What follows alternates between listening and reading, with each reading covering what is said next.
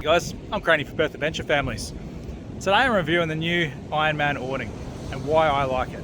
What's so good about it? Why is it different to every other 270 awning? Well, let me give you a bit of a look and I'll show you myself.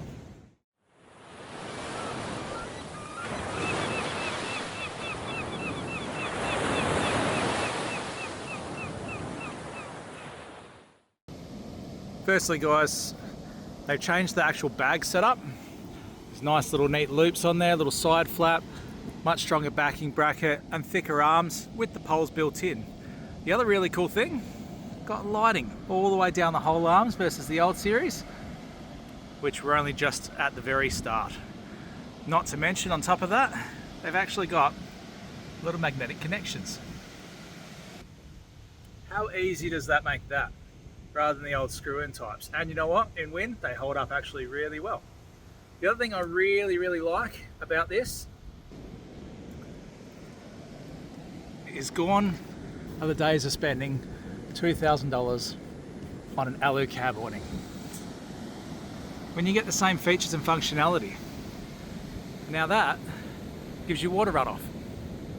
So when you've got your swag underneath there, or you're just sitting in your chair and you want to stay out of the rain for a little bit on an adventure, how much nicer is that?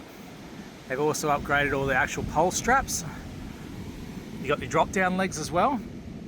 And it's actually a darker material versus their old series. So what does all that mean for you?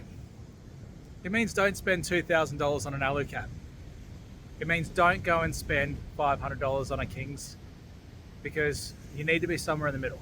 You want quality, and you also want extras, and you don't want to have to pay an arm and a leg. And that's why you get Ironman. And that's why you go and see the boys at Morley 4-wheel drive. Tell them you're a PAF member and the guys are going to look after you. Now how good is this? So now when we have a look at the awning, as it's starting to go down with the sun, it has awesome lighting all the way down all of these strips. But then you come over to the little controller over here, and you can not only dim them, but you can also